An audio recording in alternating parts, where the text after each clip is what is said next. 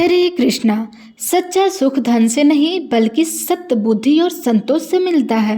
भगवान बुद्धदेव की कृपा से ही जीवन में बुद्धि, विवेक और संतान सुख प्राप्त होता है। इसलिए हर कार्य से पहले ईश्वर की मर्यादा का पालन अवश्य करना चाहिए। तो प्रिय श्रोताओं, आइए आज बुधवार के दिन गणेश भगवान की एक दुर्लभ कथा का रसपान करते हैं, जिसे सुनने मात्र से ही जन्म जन्मांतर के पाप छिड़ हो जाते हैं। तो आइए श्रवण करते हैं। बहुत समय पहले की बात है। एक गांव में एक भाई बहन रहा करते थे। भाई बहुत गरीब था, पर उसकी बहन पैसे वाली थी।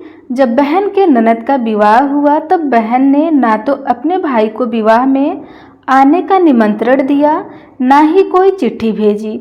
भाई को बाहरी लोगों से पता चला कि उसकी बहन के ननद का विवाह है। भाई ने अपने गांव वाले को बताया, तब गांव वालों ने उसकी बहन के लिए चुनरी, बिछिया, साड़ी, जिसको जितना बन पड़ा कन्या के लिए दिया। भाई सारा सामान लेकर बहन के गांव पहुंचा। बहन के घर जाने पर बहन की देवरानी बोली, भाभी जी, आपके भाई आए हैं। तो बहन ने पूछा, कैसे आए हैं और क्या पहने हैं? तब देवरानी ने कहा कि पैदल आए हैं, फटी पगड़ी और फटी धोती पहने हैं। तो बहन बोलती है, मेरे ससुर हवेली के सामने दुकान में बैठे हैं, मुझे शर्म आती है। भाई को बोलो कि पीछे के दरवाजे से आए। भाई के आते ही बहन ने भाई को एक कमरे में बंद कर बाहर से ताला लगा दिया। एक तरफ लड़की का विवाह हो रहा था, गाजे बाजे बज रहे थे, अतिथियों को भोजन कराया जा रहा था, और दूसरी तरफ भाई को कोई भी पानी तक पूछने वाला नहीं था। तभी भांजे की बहू को दया आ गई और उसने दरवाज़ा खोल दिया। दरवाज़ा खुलते ही भाई वहाँ से भागा। 2 दिन के भूखे प्यासे रहने के कारण उसे चक्कर आने लगे। रास्ते में एक गणेश जी का मंदिर था, वहाँ जाकर वह गिर गया और रोते रोते गणेश भगवान को अपनी व्यथा सुनाई और बोला, हे गणेश जी महाराज, आज मेरी गरीबी के कारण से मेरी सगी बहन ने मुझे धिक्कार दिया है। घर जाने पर मेरी पत्नी, मेरे बच्चे जब पूछेंगे कि विवाह से क्या लेकर आए हैं, तो मैं क्या जवाब दूंगा? तब गणेश जी को उस पर दया आ गई और गणेश जी भगवान बोले, मेरे बगीचे में ककड़ी, तरबूज तोड़कर ले जा। तब भाई ने ककड़ी तोड़कर झोला में भर लिया और अपने घर गया। घर जाते ही बच्चों ने पूछा, पिताजी, बुआ के यहाँ से हम लोग के लिए आप क्या लाए हैं? बच्चे उसके झोले को देखने लगे। झोला खोलते ही छोटे छोटे तरबूज सोने के गेंद में बदल गए। बाकी तरबूज को काटने पर हीरे मोती निकलने लगे। पत्नी बोली, आप बहन के घर से इतना कुछ क्यों लाए हैं? काफ़ी, बहन ने हम लोगों को बहुत ज़्यादा दे दिया है। भाई ने कुछ भी जवाब नहीं दिया। गणेश भगवान की कृपा से उसके दिन बदल गए। भाई का काम धंधा जोरों से चलने लगा और भाई अब बुधवार का व्रत भी करने लगा। धीरे धीरे गहने, कपड़े, रहने के लिए मकान बन गए। पत्नी बोली, एक बार ननद जी को बुलाकर लाओ। तो भाई ने नए कपड़े, जूते पहनकर रथ में बैठकर बहन को लेने गया। देवरानी बोली, भाभी जी, आपके भाई आए हैं। बहन ने पूछा, कैसे आए हैं और क्या पहने हैं? तब देवरानी बोली, रथ में बैठकर खूब ठाठ बाट से आए हैं। तो उसके बाद बहन बोलती है, मेरे भाई को बोलो कि हवेली के सामने से आए, मेरे ससुर, देवर, जेठ देखेंगे। भाई का बहन ने खूब स्वागत सत्कार किया। भाई बोला, बहन, मैं तुम्हें लेने आया हूँ। तब बहन ने कहा, मुझे भी बहुत दिन हो गए, मैं चलो आती हूँ। भाई को लेकर अपने घर आया।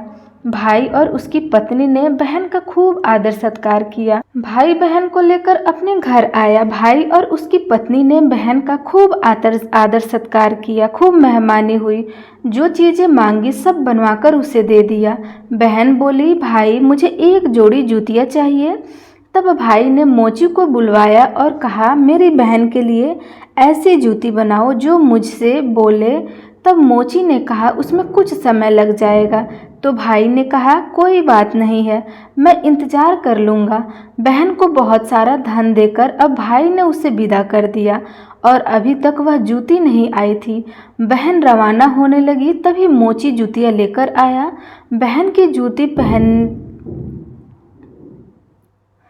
बहन की जूती पहनते ही जूतिया बोली, निर्धन भाई की पैसे वाली बहन, गणेश जी का बगीचा नहीं होता तो आज क्या करती। बहन तब भाई की पत्नी से पूछने लगी, यह कहाँ से आवाज़ आ रही है। तब भाई ने कहा, सुबह का समय है, कोई जीव जंतु बोल रहे होंगे। भाई ने घोड़े गाड़ी को जल्दी जाने के लिए कहा। बहन के ताजे की पत्नी जिद करके बैठ गई, बोली, अजी बताइए जुतिया क्या बोल रही थी। तब पत्नी ने अपनी पूरी बात उसे बताई, सारी आप बीती कह सुनाई कि कैसे बहन ने मुझे 2 दिन भूखा रखा, कमरे में बंद कर दिया था। भांजे की बहू ने दरवाज़ा खोला, तब मैं बाहर आया और गणेश जी की शरण में जा पहुंचा। गणेश जी की कृपा से हमारे दिन बदल गए। तभी से मैं गणेश व्रत करने लगा। उससे अपने पत्नी को सारी बातें बताई। तब पत्नी बोली, अगर मुझे मालूम होता तो मैं आपकी बहन को कुछ नहीं देती, मेरा दिया हुआ सब कुछ वापस लेकर आओ। तब पति बोला, अरे पगली, गणेश भगवान ने हमें सब कुछ दिया है, अगर वह मुझे भूखा प्यासा कमरे में बंद नहीं करती तो मैं गणेश भगवान के मंदिर में क्यों जाता। क्या मैं गणेश जी को अपना दुखड़ा सुनाता। तुम अपना मन मैला मत करो, और हाँ, अपने घर पर तो गणेश जी की कृपा है और किस चीज़ की कमी है। फिर दोनों गणेश जी के आगे झुककर प्रणाम करते हैं और जय जयकारा करने लगते हैं। हे गणेश जी महाराज, जैसी कृपा आपने गरीब भाई बहन पर की, वैसे ही अपने सभी भक्तों पर अपनी कृपा बनाए रखना। प्रेम से बोलिए गणेश भगवान की जय। प्रिय भक्तजनों, अब आइए सुनाते हैं गणेश जी की पूजा पाठ से जुड़ी जाने वाली पौराणिक कथा। एक गांव में एक सेठ और सेठानी रहा करते थे। वे बहुत ही धार्मिक प्रवृत्ति के थे और वे गणेश जी के अनन्य भक्त थे। वे दोनों बिना चूके हर बुधवार को गणेश जी का व्रत करते थे और शाम को ब्राह्मण को भोजन कराने के बाद अपना व्रत खोलते थे। सेठ जी का काफ़ी बड़ा परिवार था। वे सब आपस में बड़े प्यार और भाईचारे से रहते थे, लेकिन सेठानी और सेठ की कोई संतान नहीं थी। इस विषय में परिवार और गांव के लोग आपस में बहुत बात किया करते थे। सभी लोग सेठानी को बाज बुलाते थे। यह सभी बातें सुनकर सेठ सेठानी बहुत दुखी होते थे। एक बुधवार के दिन सेठ और सेठानी भगवान गणेश जी की पूजा संपन्न करा के मंदिर से बाहर आ रहे थे। तभी उन्हें सीढ़ियों पर एक छोटा बच्चा अकेले बैठा हुआ दिखाई दिया। बालक को देखते ही दोनों उसके पास गए और पूछा कि तुम्हारे माता पिता कहाँ हैं। लेकिन बच्चों ने अभी तक ठीक से बोलना नहीं सीखा था, इसलिए वह बोला कि नहीं पता। पर दोनों सेठ सेठानी बच्चों के पास शाम तक बैठे रहे। तब तक पंडित जी और सेठ जी उनके नौकर ने आसपास जाकर बच्चे के माता पिता को खोजने की कोशिश की, लेकिन उन्हें बच्चे के माता पिता या बच्चे खोने की कोई खबर ना मिली। फिर पंडित जी ने सेठ और सेठानी को यह बच्चा अपने घर ले जाने के लिए कह दिया। साथ में यह भी कहा कि अगर बच्चे के माता पिता यह आते हैं तो मैं स्वयं उन्हें आपके पास ले आऊँगा। तब सेठ और सेठानी की खुशी का ठिकाना न रहा। वे दोनों खुशी खुशी उस नन्हे बालक को अपने साथ लेकर आए। सेठ जी ने बच्चे का नाम अपने आराध्य श्री गणेश भगवान जी के नाम पर रखा और बड़े ही प्रेम और दुलार से उसका पालन और पोषण करने लगे। कुछ ही दिनों के बाद उसी गांव में एक बहुत बड़ा ठग पति पत्नी आए।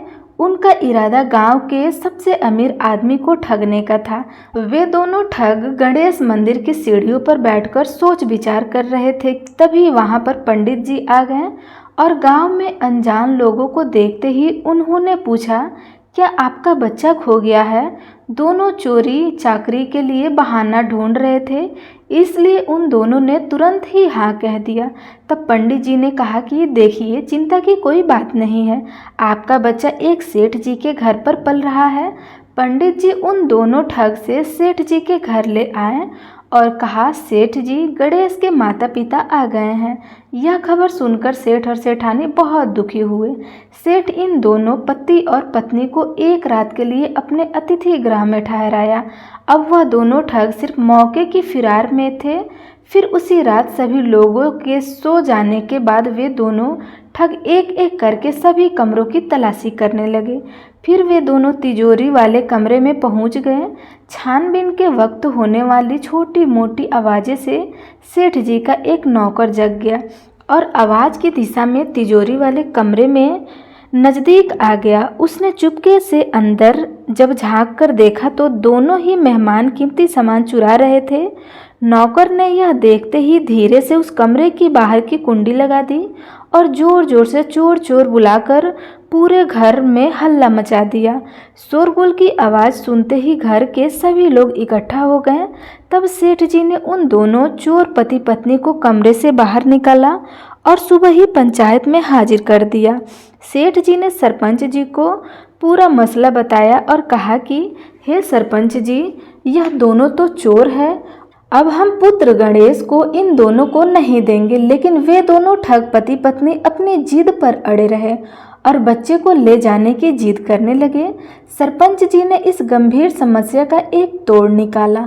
उन्होंने सेठानी और दूसरी औरत को गणेश के सामने खड़ा कर दिया और कहा, जिसके भी आंचल से दूध की धार गणेश के मुंह में जाएगी वह बालक गणेश के पास ही रहेगा।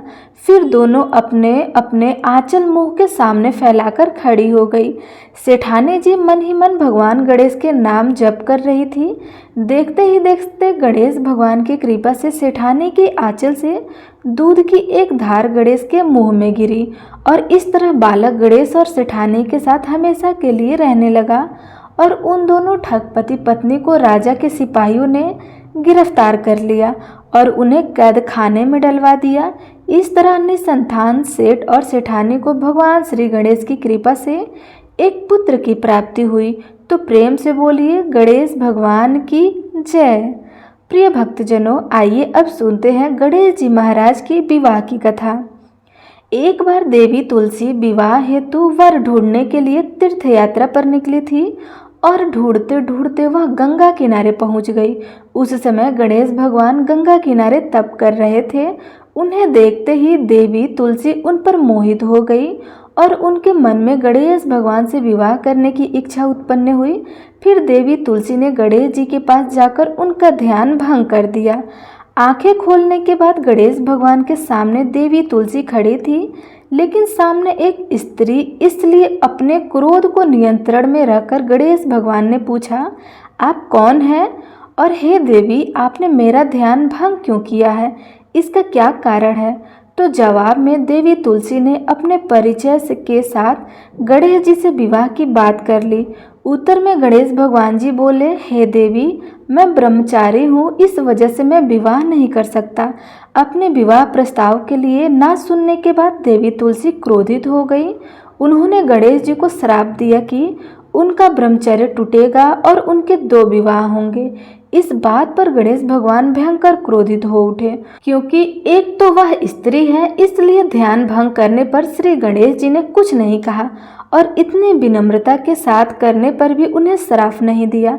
फिर गणेश जी ने भी तुलसी माता को श्राप दे दिया कि तुम्हारा विवाह शंखचूड़ नाम के असुर के साथ होगा।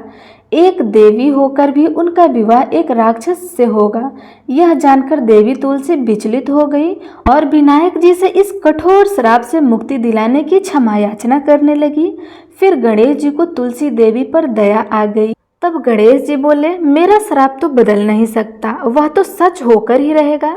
लेकिन अगले जन्म में तुम एक पेड़ बनोगी और भगवान विष्णु जी को अत्यंत प्रिय होगी। उनकी पूजा में भी तुम्हारा एक महत्वपूर्ण स्थान होगा और कलयुग के मनुष्य को तुम मोक्ष का मार्ग दिखाओगी। लेकिन तुमने मेरा तप भंग किया है और मुझे ब्रह्मचारी होकर भी 2 विवाह का श्राप दिया है, इसलिए मेरी किसी भी प्रकार की पूजा में तुम निषिद्ध रहोगी। इस प्रकार देवी तुलसी गणेश भगवान की पूजा में निषिद्ध हो गई। तो प्रिय भक्तगणों, इस प्रकार से अब गणेश जी के विवाह का समय आता है। गणेश भगवान का मुख हाथी का है और एक दांत भी टूटा हुआ है। इन्हीं 2 कारणों की वजह से उनका विवाह नहीं हो पा रहा था। इस बात से गणेश जी महाराज अक्सर नाराज रहा करते थे। एक दिन एक देवता के आग्रह पर विनायक जी उनके विवाह में अपनी उपस्थिति दर्शाने गए। विवाह स्थल पर पहुंचने के बाद कुछ देवताओं ने मिलकर गणेश भगवान का समय पर विवाह न होने के कारण उपहास किया, जिससे गणेश जी बहुत अधिक नाराज हो गए। उसी दिन उन्होंने ठान लिया कि जब तक मेरा विवाह नहीं होता तब तक मैं किसी भी देवता का विवाह नहीं होने दूंगा। गणेश भगवान के पास विवाह और अन्य संदेश लाने का काम उनके प्रिय वाहक मूषक राजा करते थे। अब मूषक राजा जब भी किसी देवता के विवाह का समाचार लाते तब गणेश जी उसे आदेश देते और मूषक राज अपनी सेना के साथ जाकर उस विवाह के मंडप को गिराकर तहस नहस कर देते थे और बारातियों को भी भगा देते थे। इस तरह गणेश जी के मूषक राज की मिली भगत की वजह से किसी भी देवता का विवाह नहीं हो पा रहा था। उसके बाद गणेश जी के व्यवहार से तंग आकर सभी देवी देवता भगवान शिव जी के और माता पार्वती जी के पास पहुंच गए और इस विराट समस्या का समाधान मांगने लगे। भगवान शिव और माता पार्वती ने कहा कि इस हल और आपको केवल ब्रह्मदेव ही दे सकते हैं, कृपया करके आप ब्रह्मलोक को जाइए। तब माता पार्वती और महादेव जी को प्रणाम करके सभी देवी देवता ब्रह्मा जी के पास प्रकट हुए। देवताओं की समस्या को ठीक से सुनने के बाद ब्रह्मा जी ने अपने योग्य शक्ति से 2 कन्याओं का निर्माण किया। कन्याओं का नाम था रिद्धि और दूसरा का नाम था सिद्धि। वह दोनों ब्रह्मा जी की मानस पुत्रियां थी। उन्हें लेकर ब्रह्मा जी गणेश जी महाराज जी के पास गए और उनसे अपनी पुत्रियों को ज्ञान एवं शिक्षा प्रदान करने का निवेदन करने लगे। ब्रह्मा जी का मान रखने के लिए एक दंत भगवान ने रिद्धि और सिद्धि को शिक्षा देना आरंभ किया और फिर उस दिन के बाद से जब भी मूषक राज किसी विवाह की खबर लाते उस वक्त रिद्धि और सिद्धि गणेश जी को अपनी बातों में उलझाए रखती थी और दूसरी तरफ देवता का विवाह संपन्न हो जाता था। एक दिन बुद्धि के देवता भगवान गणेश जी को यह बात समझ आ गई, लेकिन उनके क्रोध में आने से पहले ही ब्रह्मदेव अपने दोनों पुत्रियों के साथ प्रकट हो गए। रिद्धि और सिद्धि को सामने देखते ही गणेश जी का क्रोध बढ़ने लगा, किंतु विनायक जी के मुख से कोई भी शब्द निकलने से पहले ही भगवान ब्रह्मदेव ने कहा, हे गणेश जी, आपने स्वयं ही मेरी पुत्रियों को शिक्षा दी है। अब मुझे इन दोनों के विवाह योग्य कोई वर नहीं मिल रहा। मेरी आपसे विनती है कि आप ही रिद्धि सिद्धि से विवाह करके मुझे धन्य कर दीजिए। परमपिता ब्रह्मा जी की शांत वाणी को सुनकर गणेश जी का क्रोध शांत हो गया और वे उस विवाह के प्रस्ताव के लिए हंसी खुशी राजी हो गए। विवाह के बाद अपनी दोनों पत्नियों से उन्हें 2 पुत्र प्राप्त हुए। एक का नाम था शुभ और दूसरा का नाम था लाभ। तो प्रेम से बोलिए गजानन भगवान श्री गणेश की जय। प्रिय भक्तों, अब आइए सुनते हैं गणेश जी महाराज की बड़ी दुर्लभ कथा। सुख मिले, समृद्धि मिले, मिले खुशी अपार, आपका जीवन सफल हो जब आए श्री गणेश आपके द्वार। पौराणिक कथा के अनुसार एक बार की बात है, 7 बहनें थी। 6 बहनें पूजा पाठ करती थी, लेकिन 7वीं बहन नहीं करती थी। एक बार श्री गणेश जी ने सोचा कि मैं इन 7 बहनें की परीक्षा करता हूँ। वे साधु के रूप में उनके घर आए और दरवाजा खटखटाने लगे। पहली बहन से गणेश जी ने कहा, हे पुत्री, मेरे लिए खीर बना दो, मैं बड़ी दूर से आया हूँ। अब देखिए, उस पहली बहन ने मना कर दिया। अब इसी तरह साधु भेष रूपी गणेश भगवान बाकी के सभी 6 बहनों के पास गए, लेकिन उन्होंने भी मना कर दिया और बची 7वीं बहन। तो गणेश भगवान 7वीं बहन के पास जाते हैं और उनसे भी कहते हैं, हे बेटी, मैं बड़ी दूर से आया हूँ, मुझे भूख लगी है, तुम मुझे खीर बना कर दो। तो वह 7वीं बहन ने हाँ कर दी। उसने चावल बीनना शुरू कर दिया और फिर खीर बनाना शुरू कर दी। जब खीर बननी शुरू हो गई तो बहन को लगा कि यह खीर कहीं कच्ची तो नहीं है, इसलिए 7वीं बहन ने अधपकी खीर चख ली। फिर साधु महाराज को खीर खिलाई। साधु ने कहा, तुम भी खीर खा लो बेटी। तब 7वीं बहन ने कहा, मैंने तो खीर बनाते बनाते ही खा ली है। हे भगवान, आप गुस्सा मत होइएगा, मैंने सोचा कहीं खीर कच्ची न रह जाए, इसलिए मैंने चख लिया। देख ली। उस 7वीं बहन की ऐसी भक्ति देखकर गणेश भगवान बड़े प्रसन्न हुए और फिर गणेश जी अपने असली रूप में आ गए और कहा, बेटी, मैं तुम्हें स्वर्ग ले जाऊंगा। बहन ने कहा कि मैं अकेले स्वर्ग नहीं जाऊंगी महाराज, मेरी 6 बहनों को भी ले चलिए। गणेश जी बड़े खुश हुए और सबको स्वर्गलोक ले गए। स्वर्ग में मजे से घूमने के बाद सभी वापस आ गए और जब अपने घर आते हैं तो उन्हें देखा कि उनके कुटिया की जगह एक बहुत आलीशान महल बना हुआ है। महल में नौकर चाकर, गाड़ी घोड़े सब हैं और इसी प्रकार वे रानियों की तरह जीवन व्यतीत करने लगी। जय हो गणेश भगवान। हे गणेश भगवान, जैसी कृपा आपने सातवीं बहन पर की वैसी कृपा सभी पर करना। कहानी को कहते सुनते हुंकार भरते सभी का कल्याण करना। प्रिय भक्तजनों, अब आप श्रवण करेंगे सभी दुखों को हरने वाली गणेश भगवान की दूसरी कथा। एक गांव में एक कुम्हार रहता था। उसकी 2 पत्नियां थीं। दोनों पत्नियों को एक एक बेटी हुई थी। बड़ी बेटी का नाम सुखिया और छोटी का नाम दुखिया था। बड़ी वाली बहुत चालाक थी। वह अपनी बेटी सुखिया के साथ पूरे घर पर राज करती थी।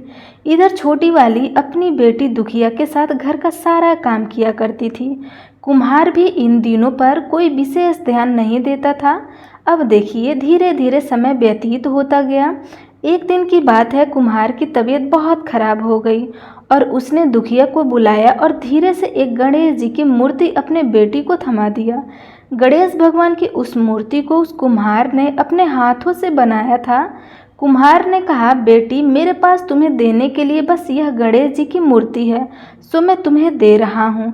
इन्हें रोज भोग लगाना और इनकी पूजा करना, तुम्हारा कल्याण हो जाएगा। इतना कहते ही कुम्हार की मौत हो गई।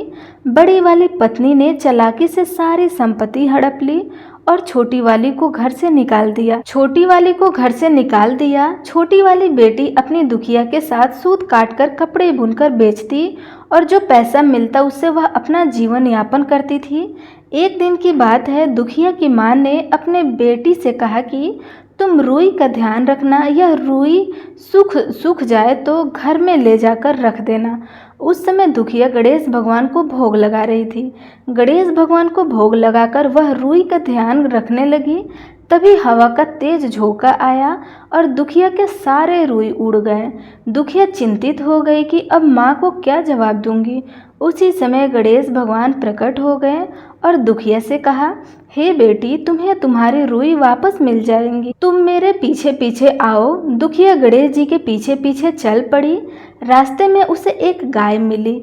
गाय बोली, बेटी, मेरे चरणों और गोबर बिखरे पड़े हैं, तुम जरा इन्हें साफ कर दोगी। प्रिय भक्तों, मेहनत और दूसरों की सेवा करने की आदि दुखिया अपने स्वभाव के अनुसार गोबर साफ करने लगी। उसके बाद गाय के आगे उसने घास का एक बड़ा सा गट्ठर रख दिया और पानी भरी बाल्टी भी रख दी। तब गाय माता ने कहा, बेटी, आते समय मुझसे मिलकर ही जाना। अब दुखिया आगे बढ़ती गई। जाते जाते एक केले का पेड़ पड़ा है। केले के पेड़ ने कहा, बेटी, मेरे पेड़ के नीचे बहुत सारे खरपतवार हैं और मेरी टहनी नीचे तरफ झुक गई है, तो इसे सीधा कर दो और मेरे खरपतवार को साफ कर दो। दुखिया ने केले के पेड़ को आग्रह पर उसके नीचे गिरे सभी पत्तों को हटाया, एक टहनी की मदद से पेड़ को सीधा किया और फिर वह केला बोला, हे बेटी, तुम यदि वापस आना तो मुझसे मिलते हुए जाना। दुखिया ने कहा, ठीक है पेड़ महाराज। अब दुखिया आगे बढ़ी। आगे जाते जाते एक घोड़ा मिला जो खूंटी से बंधा हुआ था। घोड़े ने कहा, बेटी, मैं बहुत दिनों से भूखा हूँ, कुछ खाने को दे दो। तो दुखिया ने उसे घास काटकर खिलाया और पानी पिलाने आगे बढ़ी। बढ़ने पर एक चांदी सी सफ़ेद बालों वाली बुढ़िया माई मिली जो चांद की माँ थी। गणेश भगवान ने दुविधा को इशारा किया कि जाकर इन्हीं बुढ़िया माई से अपनी रुई मांग लो।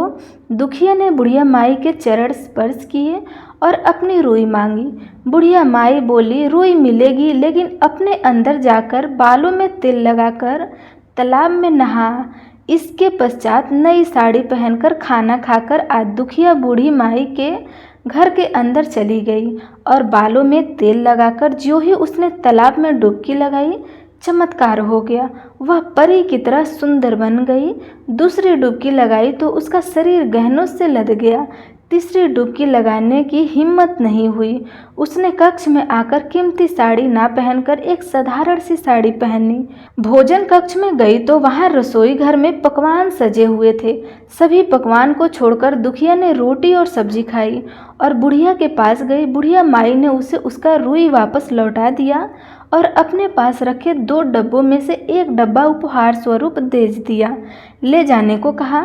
दुखिया ने छोटा वाला डब्बा उठाया और अपने घर की तरफ चल पड़ी। रास्ते में लौटते समय घोड़े ने उसे सोने के अशरफियों से भरा घड़ा दिया। जब केले के पास पहुंची तो केला के पेड़ ने सोने के केले का एक गुच्छा दिया। गाय ने उसे बछिया दी। इतने सारे नवाब उपहार लेकर दुखिया खुशी खुशी घर आई।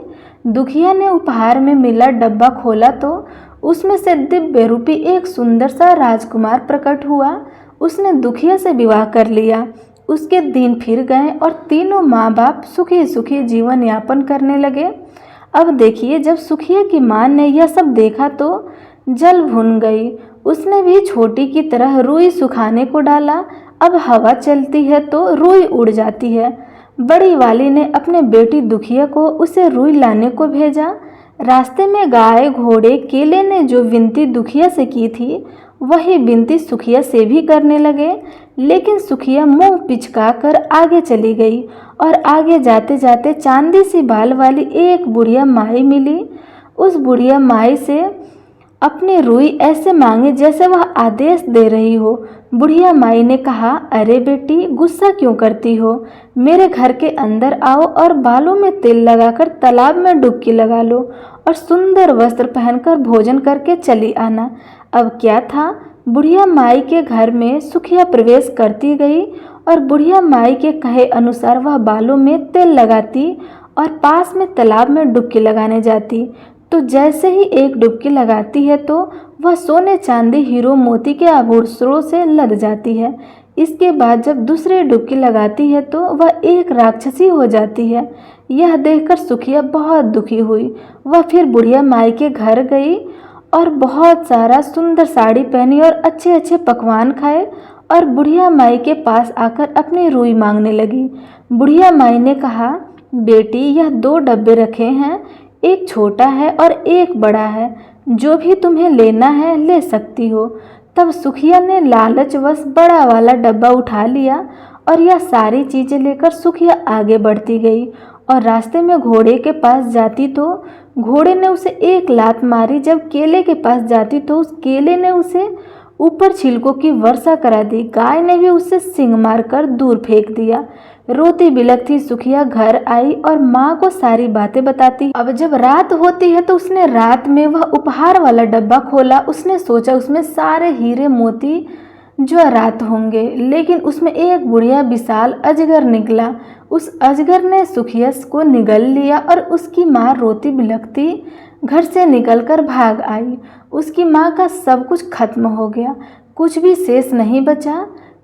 प्रिय भक्तों, जो भी गणेश भगवान की भक्ति तन मन और धन से करता है उसे गणेश भगवान धन धान्य से सराबोर कर देते हैं, उसे निहाल कर देते हैं।